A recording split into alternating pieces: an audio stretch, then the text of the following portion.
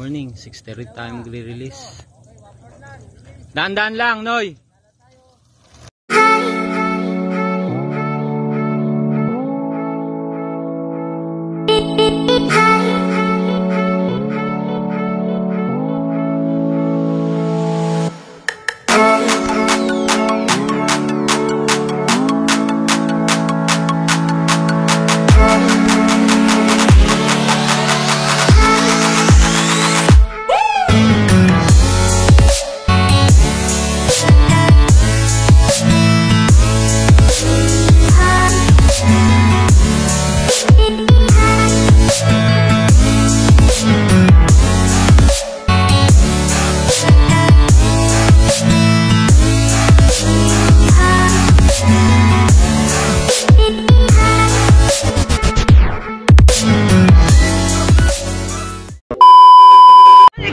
Hi guys, welcome back to Queen Bee TV. So this is my channel, my vlog, and I'm back.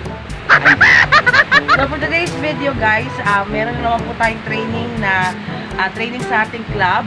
And syempre, sumabak na naman ng ating mga North Derby Warriors, yung 6 natin natitirang North Derby Warriors. And syempre, tropa, bago ko pala ituloy itong vlog na to, please don't forget to hit the subscribe button dyan sa baba. And of course, the notification bell para lagi kayong updated sa aking mga uploads, premiere, sa aking live. Kung magla-live pa. Pero bago ko ituloy itong vlog na to, papasok ko muna ang aking intro. Kaya intro, pasok!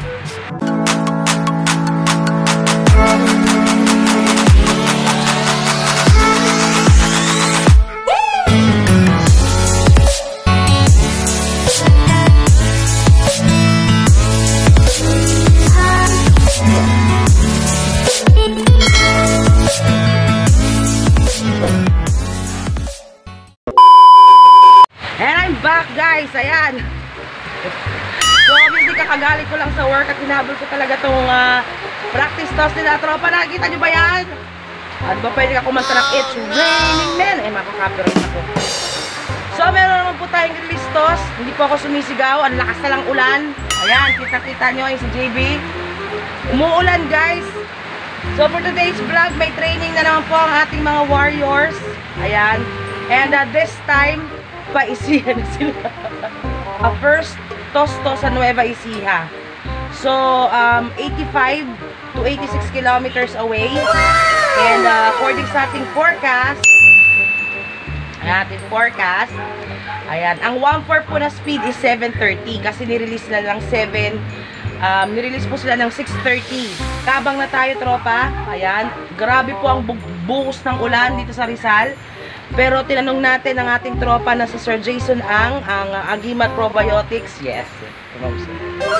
Tinanong natin si Sir Jason, nasa Valenzuela po siya. Maliwanag naman po doon maaraw. Pero dito sa Rizal, biglang buhos po ang ulan. So good luck sa anim Warriors ni Queen Bee. So babalik ako guys. Ay, naingayan sa akin si naingayan yung weather sa akin guys. So, diba? Weirdo pang weather ngayon guys. Umuulan pero tignan nyo naman yung langit. Ang liwanag, diba? So, ang ingay ko, ayan, huminto po yung ulan nung nagbubunga nga ako. Ayan, huminto na po yung ulan. Mag-aabang na tayo sa ating mga warriors guys. So, I'll be back. Ayan guys, 7:41 na. 7:41, 1-2 na lang po ang speed guys. Wala pa rin po kalapate. Kakaiba ng weather kasi dito, kita nyo sa bandang yan, napakaliwanag po ni baklang araw, pero dito banda, ayan, napakadilim guys. So tuloy-tuloy po, tuloy-tuloy pa rin po ang ulan to eh, dito ambon guys eh, so smash. So abang tayo tropa, abang. Ayan guys, wala pa rin po tayong kalapate, so mag-sharing muna ako. Kasi 1-2 pa rin po hanggang 7:46, 7:48.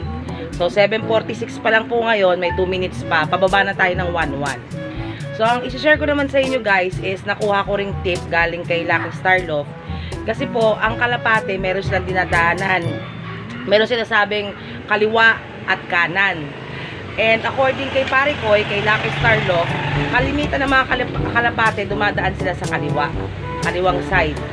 Kung mapapansin nyo po, ang mga training, meron siyang way na pakaliwa, may way na pakanan. Okay, so hindi lang puro kaliwa ang ginagawa ng ating mga club, minsan dumadaan din sa kanan. Ang ano naman ni JB, kaya sinasali pa rin namin sa track, sa training, regardless kung kaliwa o kanan, is para masanay sila both ways. Kung halimbawa man umuulan o what, at least pwede silang alam mo yun, dumaan sa kanan part, hindi lang sila puro kaliwa. So ganun ang ginagawa namin, kaya sinasali namin sa loading sa track. Pero syempre, disadvantage naman ng tropa, syempre may tendency nga na mawala. Okay, so nasa sa fan-share na yung decision whether or not isasabay pa rin sa training o hindi. Kagaya nga po ngayon, North Derby race, given na yan na panahon talaga o yung weather ang kalaban. So kaya ibang mga kalapatid sinasabi nila na madali raw maglaro sa North o madali raw maglaro sa South. Ang problema kasi sa North, tropa, hindi mo siya gamay, which is yung ang weather. Given umuulan, pero may tendency na karamihan ng mga release point o yung release nila sa Derby mismo is umuulan. Okay, so yun yung hirap ng North. Ang hirap naman ng South, tropa, is yung layo, yung distance. Kasi pag South Derby race, tawid dagat. Diba? Tawid dagat naman ang kalaban ng mga kalapati natin. So, regardless kung North or South, para sa amin pareho lang din yun. Nasa pagpili ng tamang kalapati na ilalaban at syempre sa sistema na gagamitin. At plus, syempre, yung sasabi nilang swerte. Ayan guys, may kalapati na tayo guys. Ayan guys, ayan. Yahoo! Si Negra! Si Negra guys, si Negra. Ayan guys, time check 7:47. Pasok pa sana sa 1-2 kung bababa. Andito na po si Negra guys. Kung di si Negra yan, si Bilibili. Ayan na guys, ayan na si Negra. Ayan na guys si Lucky. So dalawang kalapati na guys, 1-2 ang speed. Ayaw bumaba. Guys, time check 7:49. 1-1 plus na lang po ang speed. 1-1 plus. Nandito na si Negra at saka si Lucky. Hindi pa lang po bumababa. Si Lucky, oh, basa. Ayan, yung dalawa basa. Oh, mawala kayo. Hanggang si Lucky. Negra, pasok na kay mama. Pasok na Lucky. Pasok na kay mama. Pasok. Oo.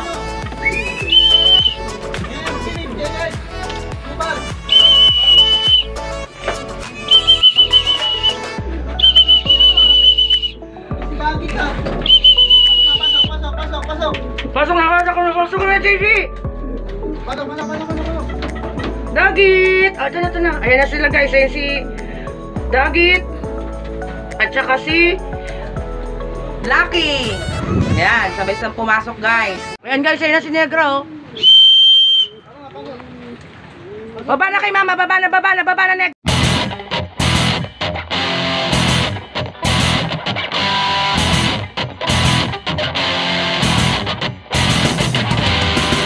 Pasok na kay mama, pasok kay mama, pasok na Negra, pasok. Ayan guys, si Negra. Ayan guys, sa problema kapag umuulan, darating yung mga warriors.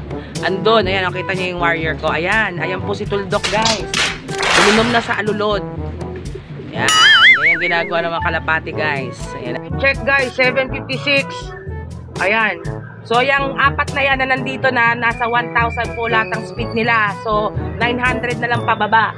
Dalawa na lang ang wala natin, si Bilibili at saka si Takas.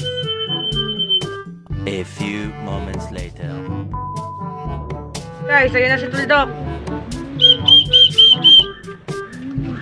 Ayan, dumating yan, 1,000 pa yung speed. 900 na lang, oh. Ayan si Tuldok, guys. Baba na kay mama.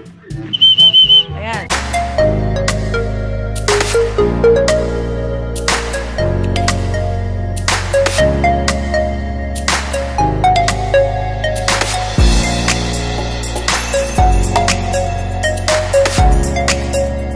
Pasok na kay mama, dali, pasok na, pasok. Pasok na kay mama, pasok. Ayan guys, andyan na si Tuldok. Ayan guys, andito na si Bilibili. Ayan na si Bilibili. Ayan na. Much later. Takas. Dito na si Bilibili tsaka si Takas, guys. Ayan, time check. 8:14. Baba na kay mama, baba na.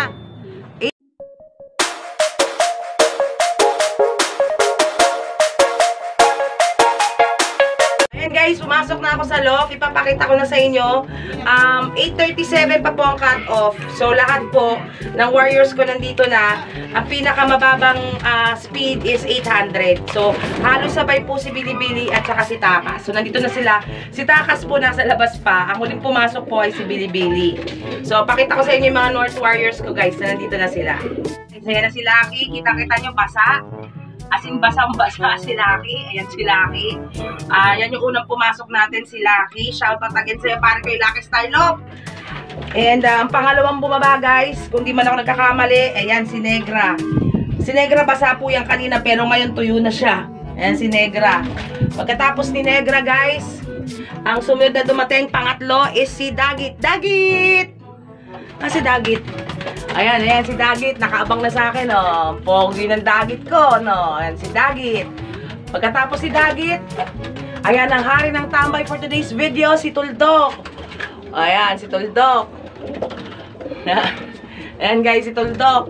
Tapos syempre, ang huling pumasok as of the moment ay si Bilibili. O, Bilibili, oh. Bilibili, oh. Yan. So, ang nasa labas pa guys is ang walang kupas na si Takas. Nasa labas pa si Takas, guys. Wala pa siya rito.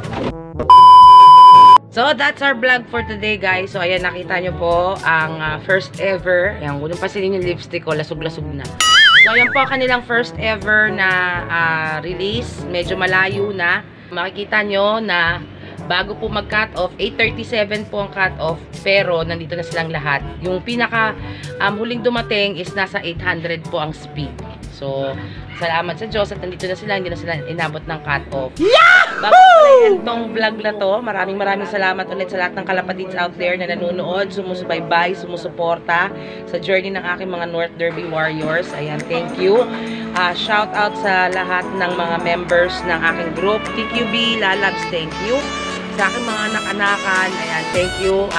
Wave E2M, Wave 71 E2M, ayan, sa aking mga anak-anakan, ayan, kay Yani, aka Negra, kay Celine, aka Lucky, at kay Trish, aka Dagi, yung mga code name ng mga bata nito.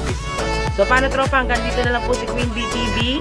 Thank you again sa pagsama sa akin sa pag-aabang, and see you on my next vlog, guys. Bye-bye!